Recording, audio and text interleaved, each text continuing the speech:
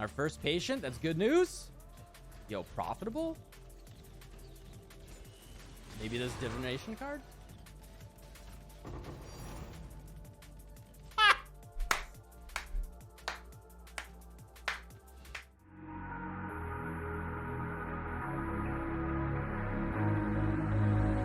So we all know that Magic Find is super profitable if you go all into it.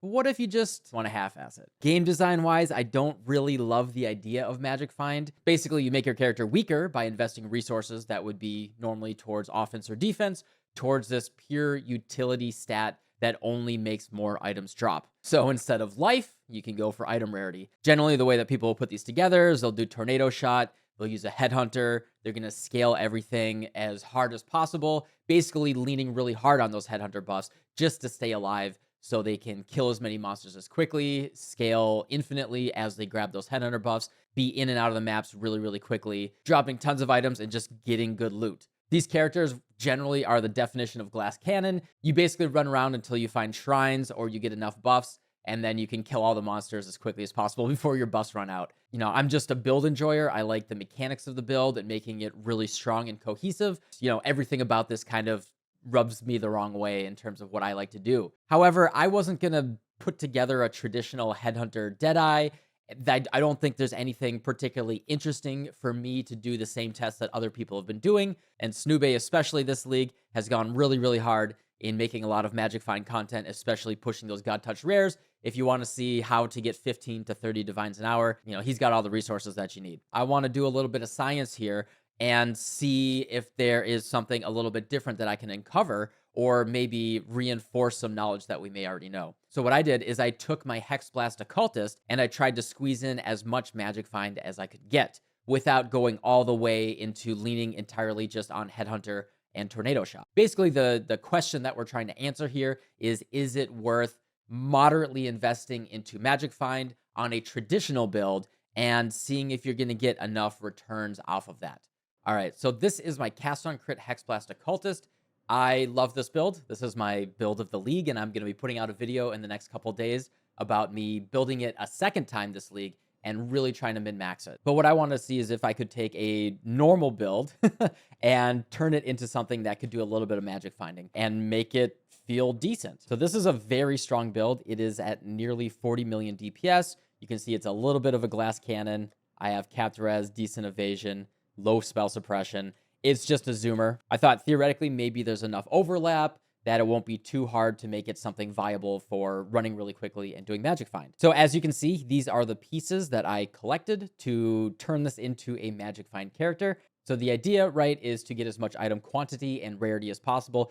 Traditionally, rarity wasn't something that people valued too much. What it does is it takes your items and it pushes the rarity up for what it can drop. So a white item will go blue, blue will go yellow, and yellow will go into a unique item. And generally, trying to farm too many uniques, since in the past, a lot of uniques weren't worth very much. With the unique rework this league, uniques are actually just in general worth a lot more. And with the way that rarity works with the new God Touch rares, it can now turn unique items into currency. That's how you get those gigantic divine drops from those God Touch rares that you've been seeing all over Reddit. So what I think are the absolute no-brainers are a gold flask, which gives you rarity by default, 30%. And then you can craft a suffix. This is an unveiled suffix from unveiling a Cinder Swallow urn. You want to unveil that, and then you can craft it onto an item here. If you have the luxury of it being a Mage Blood, you can also get the additional 95% increased effect with the Enkindling Flask and the Implicit. And you'll see that I go from 30 rarity up to 146. So 116 rarity just from the flask alone.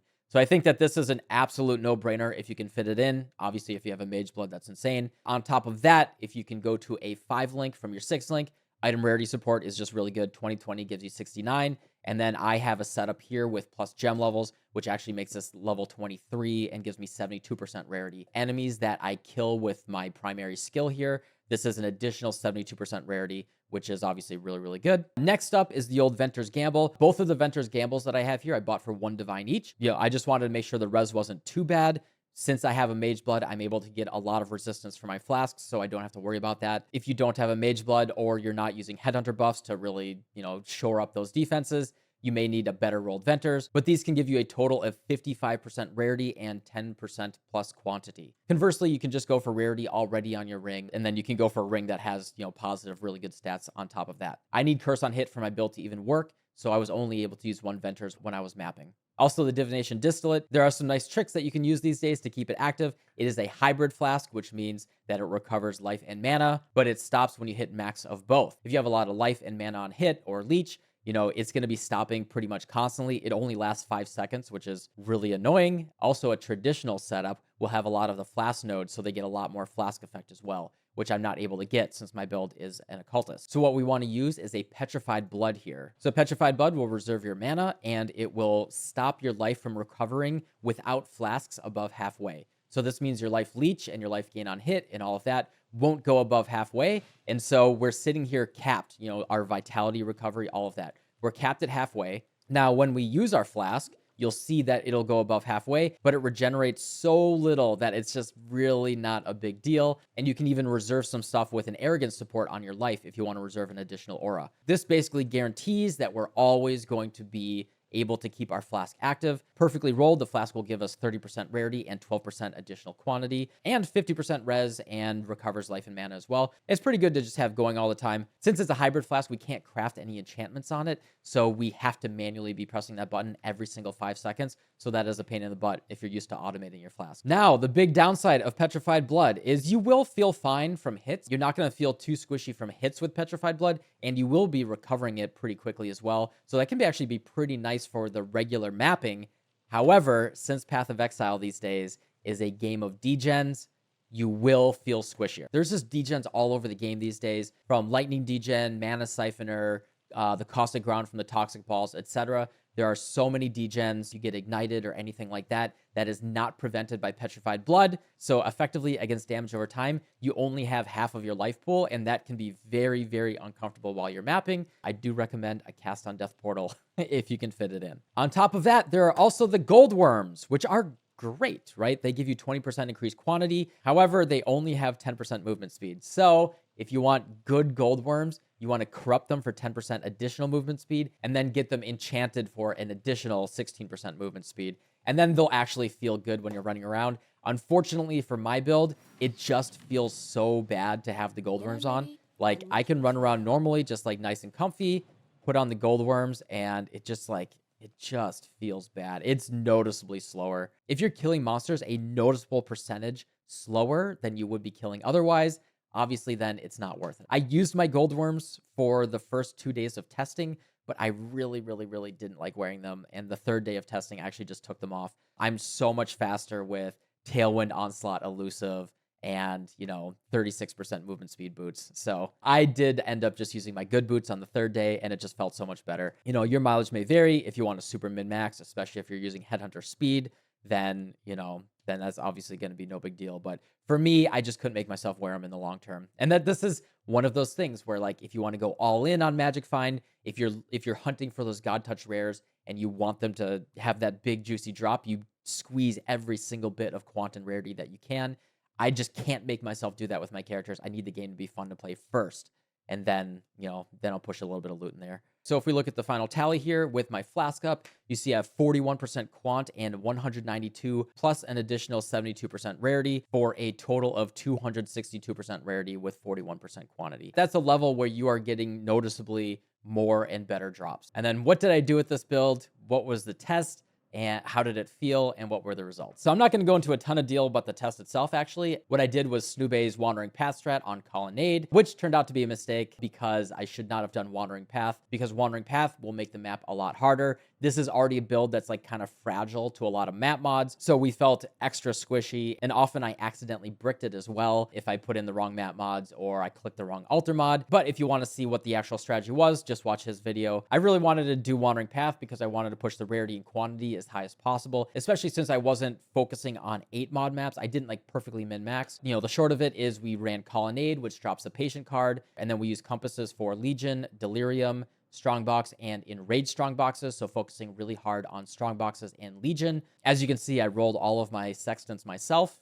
That took a little bit. Basic idea is running the map, hit the Delirium, run straight to the map boss, kill the map boss, grab whatever shrines that you can, and hit the altars and just clear everything the best that you can. If we look in Excellence next, you can see this is actually from the final test. What we did is we ran 12 maps at a time with that setup, and I averaged about 100 chaos profit per map. We invested 100 to 120 chaos per map. We use Ambush, Legion, Div, and Reliquary Scarabs. I think I used a couple winged ones. I used whatever Snube used in his video. After all of the calculations, I made about 100 chaos profit per map. In all of the tests, we always did drop a really good unique. I dropped 2 Ralakesh's Impatience, I dropped a Shav's Wrappings, and the big one is I dropped an Aegis Aurora, which if we did this earlier in the league, obviously that would have been a lot more profit. The notable thing is we actually made 7 full Nurses from Patient cards, which is pretty cool, with 7 times 8 Patience cards. This is the thing, is since my build is so much weaker, since we were doing Wandering Path, it just kind of felt bad. I died quite a bit. There were a couple maps where I even lost all 6 portals.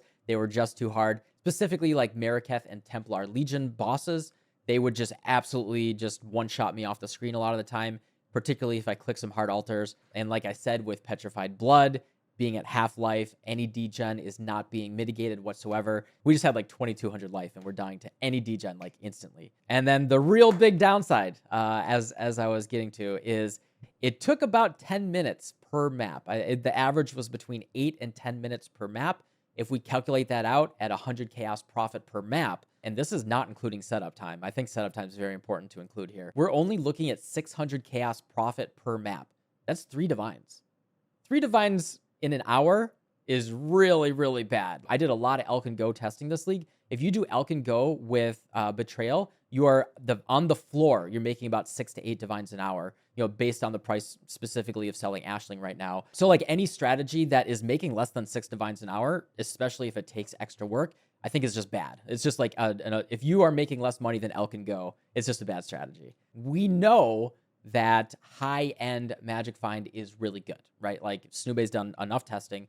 We've seen, particularly this league, if you hit those good God Touched rares. I did a total of 40 maps, and I only got 1 currency God Touched rare. It dropped 2 divines, which was nice, but honestly, no particularly extra incredible drops. I think I had a decent amount of rarity and quantity, but I wasn't perfectly min-maxed, and I wasn't, the key is like Snube also ran his maps in 5 minutes per, not 8 to 10 minutes per. And I think you really need that tornado shot headhunter gameplay to be able to get that throughput. Even if I made twice as much as what I was making, that's only 6 divines an hour in profit, right? And here's the key. That's not counting the setup time. Buying scarabs, buying sextants, making sure all your maps are set up. A lot of people just buy 8 mod maps. That takes a significant amount of time. And I think it's really, really important to count this in your profitability strategy, right? If you're Elk and Go and you're making 6 divines an hour versus spending 30 to 60 minutes setting up and then making 10 divines an hour doing whatever your Magic Find strategy is, based on how efficient you are with that, it might not even be worth like the amount of effort. Not to mention, it's very finicky. You have to make sure, okay, I just ran 4 maps. I have to reapply my sextants. I have to go buy more scarabs, stuff like that. Anyway, I just wanted to talk about how the profitability for me wasn't there. I did it with a build that is very, very strong, but it is not optimized for this type of gameplay. It wasn't worth it time-wise. However, getting more good drops just felt good. I will say there is something really cool about hearing that swing almost every single map at least 1 to 2 times. I had 1 map I dropped 5 patience, and that was just super, super cool. Every single session I had a unique that was worth at least 2 to 4 divines, which was awesome. Just being able to push that level up a little bit to ensure that every session on average, you're going to feel a little bit of that dopamine hit. It did feel pretty good. So what I'm going to be doing moving forward is when I'm just regularly mapping, I'm going to just be gem swapping in item rarities. Any build that's worth its salt these days can probably work on a 5-link, at least just doing T16 mapping. I think this is just a no-brainer. Swap in item rarity support. If you have a Mage Blood, I think putting in a really good gold flask like this is just worth it. You hit that God Touched rare, you're just going to get more divines. And then the other thing is, like, look for rarity on your item. I think it's kind of a cool thing when GGG shifts the meta a little bit and mods that we previously thought were really bad, like even this league, right, with the mirrored jewelry. When that stuff shifts around, it's really cool how the meta changes with the mods that you look at. Think of how you thought of rarity before, but now when you see double T1 rarity on an item, boom, that's worth multiple divines. I think that's really cool that that's happened. I really think unless you're perfectly min-maxing with a Headhunter Tornado Shot type of character. Just do something like what I'm going to be doing moving forward. Just item rarity support, gold flask, go for some rarity. Don't super gimp your build. For me, it felt really, really bad. It was not worth it. But just being able to push up the value of the items that you're going to see on average without sacrificing too much, I think is pretty cool. And I think that's a cool shift in direction for the game. This is more just a recap on what I did. And what I'm most excited about right now is actually continuing to min-max this build. I've actually spent the past few days taking some of those profits that we got, those meager profits, and putting them towards min-maxing this build. This is definitely my build of the league, and I'm looking forward to finishing the min-maxing, and stay tuned for a video for that in the next couple days. But yeah, anyway, just want to update you guys on what I've been doing for the past week. Thanks for watching. I'll see y'all tomorrow. Bye.